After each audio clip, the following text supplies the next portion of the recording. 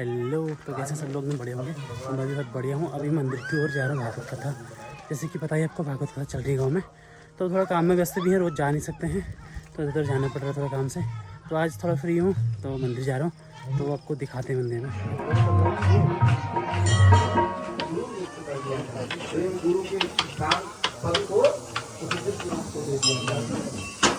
तो वह स्थान मिला, किंतु माता पिता दोनों के कुल का असर, हमने पहले भी कहा कि अपने मन के जो हम कार्य करते हैं उसका असर से उसका संसार है। माता थी राक्षस कुल से, पिता थे ब्राह्मण कुल से। गाइए प्रेम से। तू सत्संग में गाया कर, गीत प्रभु के गाया कर। सवेरे बैठ के बंदे ध्यान प्रभु का लगाया कर। सवेरे बैठ के बंदे ध्यान प्रभु का लगाया कर। लगता नहीं कुछ बोल रे, माटी में ना धोल रे। अब तो मिला है फिर न मिलेगा, कभी नहीं कभी नहीं कभी नहीं रे। रोल रे माटी में ना रोल रे। अब जो मिला है फिर न मिलेगा, कभी नहीं कभी नहीं कभी नहीं रे। बोलो नारायण भगवान की सभी लोग।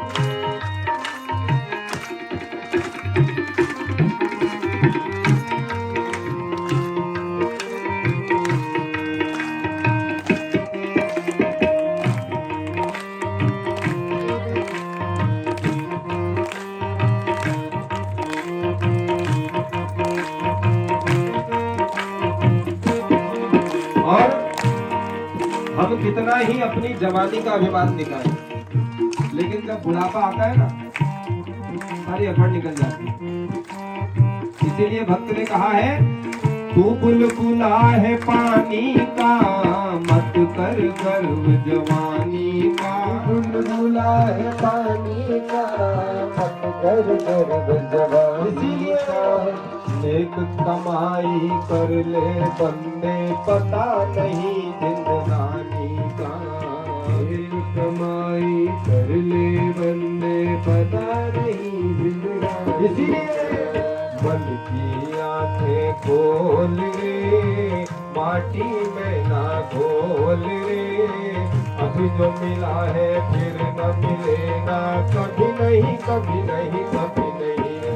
अनमोल रे, माटी में ना रोल रे। अब जो मिला है फिर न मिलेगा, कभी नहीं कभी नहीं कभी नहीं रे।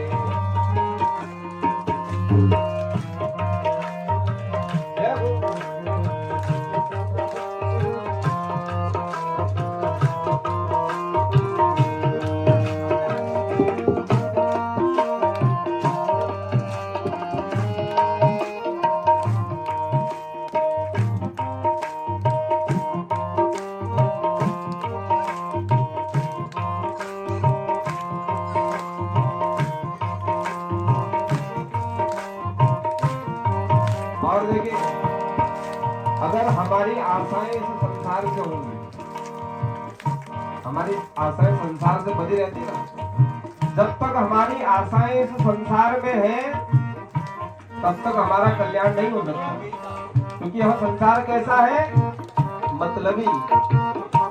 तो जब सुख होता है ना, सुख के सब साथी दुख में। मतलब का संसार है, इसका नहीं आधार है। मतलब का संसार है, इसका नहीं आधार है। फूक फूक के कदम रखो तुम, भूल नहीं ये खाक है। जो मिला है फिर न मिलेगा, कभी नहीं कभी नहीं कभी नहीं रे। अब जो मिला है फिर न मिलेगा, कभी नहीं कभी नहीं कभी नहीं रे। कभी नहीं कभी नहीं कभी नहीं रे। कभी नहीं कभी नहीं कभी नहीं रे। बोलो सच्चिदानंद भगवान की। अपने राज्य की सत्ता को सौंपकर अंत में इनमें भगवान के प्रति वैराग्य की भावना आई और भगवान का भजन करने के लिए कहाँ चले गए? जंगल में चले गए। तो एक पुलहाश्रम नाम, तो गंडकी नदी के तट पर पुलहाश्रम नाम के जगह, और एक दिन भगवान का भजन करते थे, पूजन करते थे। रहुगण ने अपनी उस पालकी से बाहर जाकर कहा कि हे प्रभु, आप दिखने में तो एक श्रेष्ठ ब्राह्मण पुरुष लगते हैं, अतः कृपा कर बतलाएं आप कौन हैं। तब भरत जी महाराज कहते हैं कि मैं कौन हूं? मैं वह अविनाशी परब्रह्म परमात्मा का अंश हूं, जिसका कभी नाश नहीं हो सकता। तो आपने कहा कि मैं शरीर को प्राणदंड दे दूंगा, तो आप किस शरीर की बात करते हैं? यह तो मेरा है ही नहीं, और जो मेरा है उसका कोई बाल बाका नहीं कर सकता। आप मेरे इस शरीर को मार सकते हैं, किंतु मेरी आत्मा को कुछ नहीं कर सकते। यह जो सावयव पदार्थ है, कौन से? यह जो हमारा शरीर है, हमारे हाथ, हमारे पांव, हमारे आंख, हमारे कान, यह सावयव पदार्थ है जिन्हें हम देख भी सकते हैं और छू भी सकते हैं। तो यह नाशवान है। यह माता के गर्भ से जन्म लेकर उत्तरोत्तर वृद्धि को प्राप्त करता है, एक दिन समाप्त भी हो जाता है।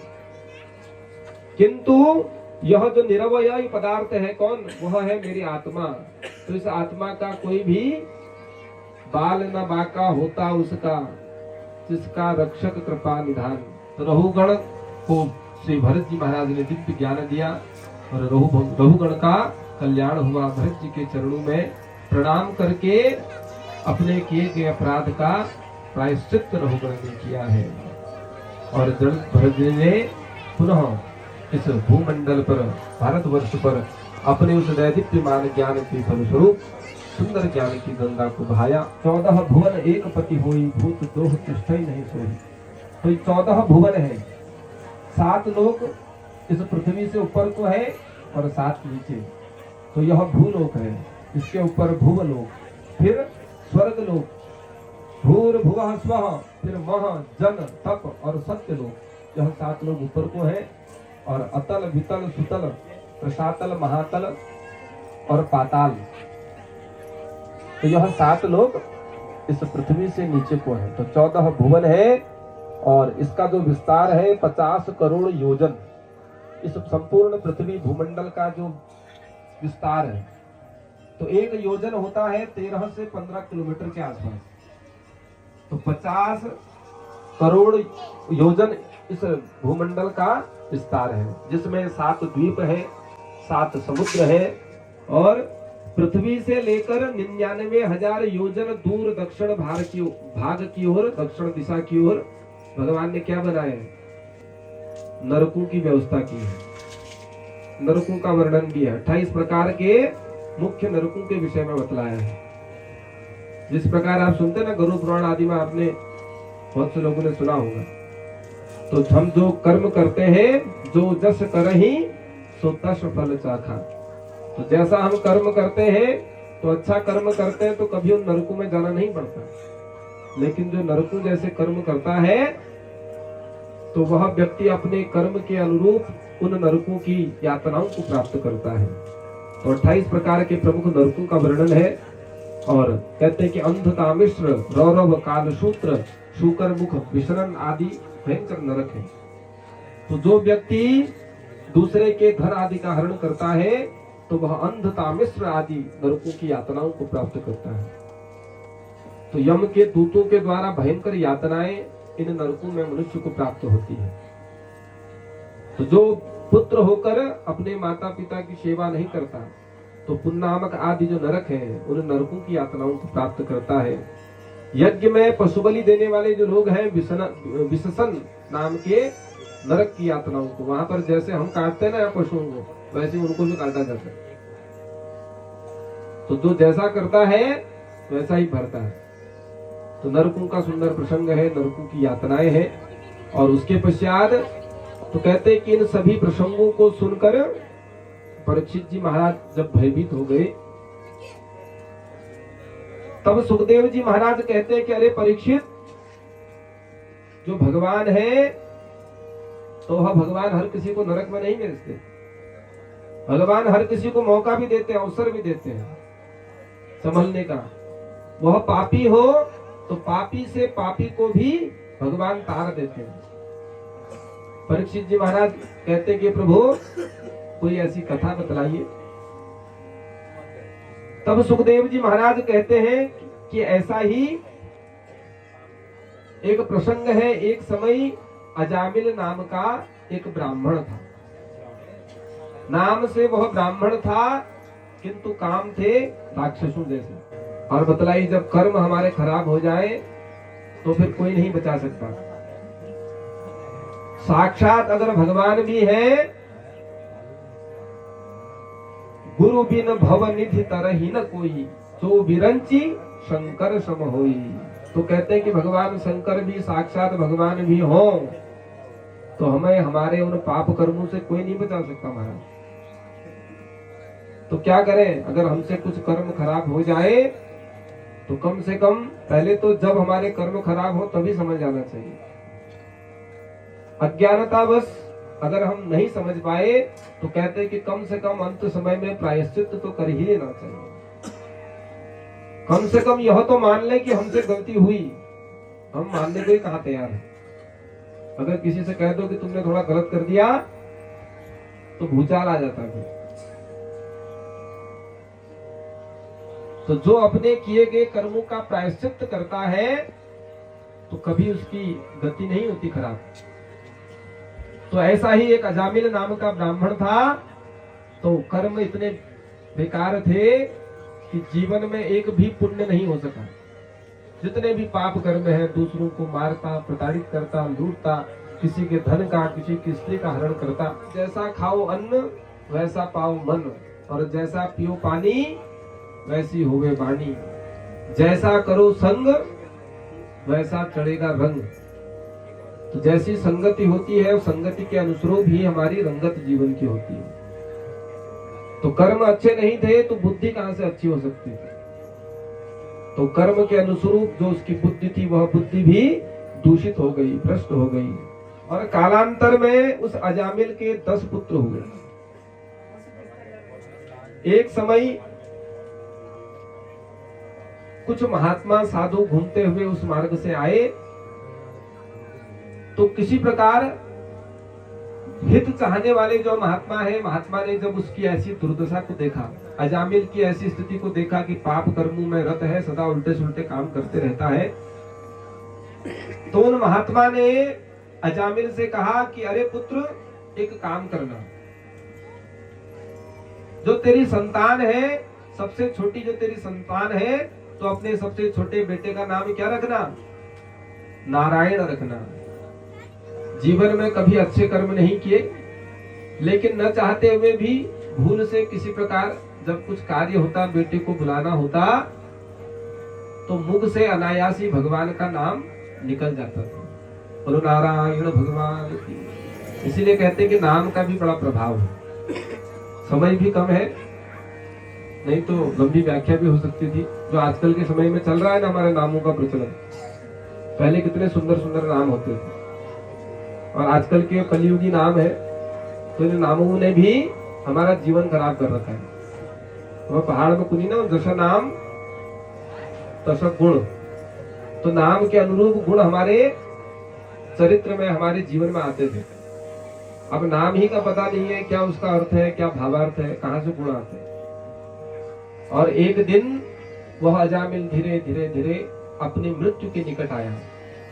मृत्यु के सन्निकट आया, मरने ही वाला था। तो जैसे ही मृत्यु को हरण करने के लिए यम के भयंकर दूत आए, तो यम के जो दूत है ना, काक कृष्टौ ऊर्ध्व मुखौ, बड़ा भयंकर उनका स्वरूप होता है। तो भयंकर दिखने वाले लंबे लंबे काले काले वह जो यम के दूत है, यम के दूत जब प्राणों का हरण करने समीप आए, तो अजामिल ने जैसे ही उन यम के दूतों को देखा तो क्या मन में विचार आया कि अपने पुत्र को इन दूतों से बचाने के लिए बुलाऊं। तो पता तो नहीं था, किंतु अज्ञानता बस अपने छोटे बेटे नारायण को पुकारने लगा, अरे बेटा नारायण, आकर मेरे प्राणों की रक्षा करो। एक बार कहा, 2 बार कहा, 3 बार कहा, 4 बार कहा, बार बार अपने पुत्र नारायण को जब पुकारा, किंतु वह जो पुत्र नारायण था वह नारायण तो नहीं आया, किंतु जो इस जगत के परब्रह्म परमात्मा भगवान श्री नारायण है, वह नारायण गरुड़ में बैठकर अपने पार्षदों के साथ उस स्थान पर पहुंच गए। बोलो नारायण भगवान की जय। सांकेत्यम परिहास्यम वा स्तोभम हेलनमेव वाम वैकुंठ नाम ग्रहणेशम शेषाघहरम विदुः।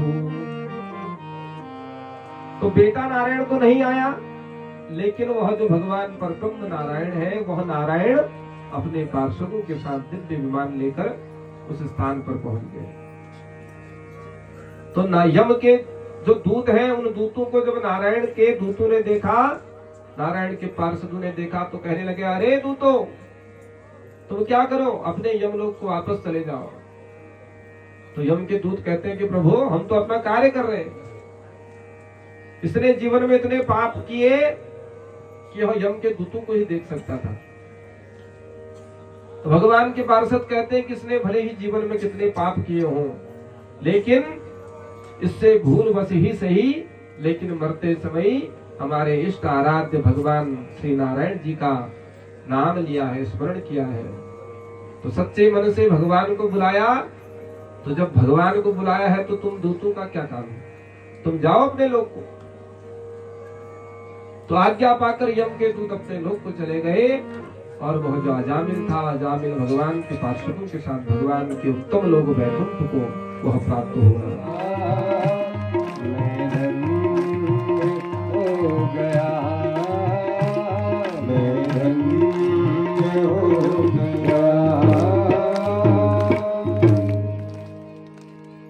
बोलो सच्चिदानंद भगवान की जय। भूल जाऊंगी तुझको बना, भली भली जाऊं मैं साँझ सवेरे, तेरे गुण गाऊं मैं।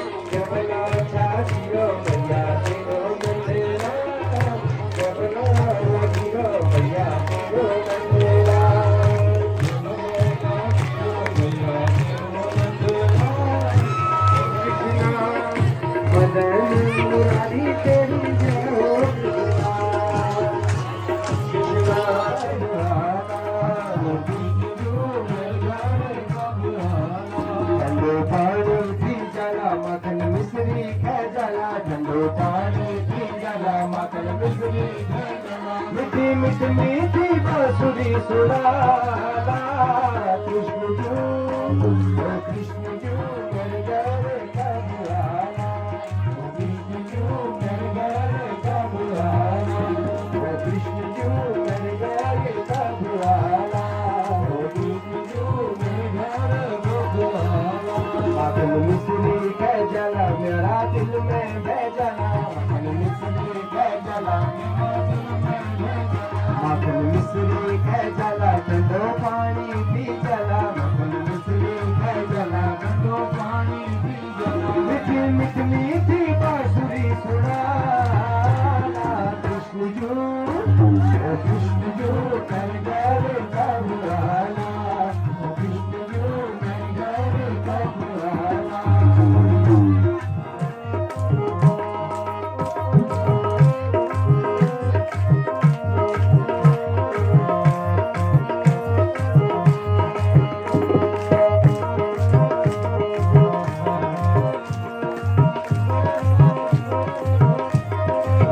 तुम्हारे दर्शन बिना मनी लागे नौके याद पूछा तुम्ही चाहे जानू मैं जे याद पूछा तुम्ही चाहे जानू मैं जे ओ कृष्ण जू घर घर कब आना ओ कृष्ण जू घर घर कब आना मिसरी कह जाला मेरे दिल में बह जाए कह जाला ठंडो पानी पी जाला मटन मिसरी कह जाला ठंडो पानी बांसुरी कृष्ण जू घर घर कब आना कृष्ण जू घर घर कब आना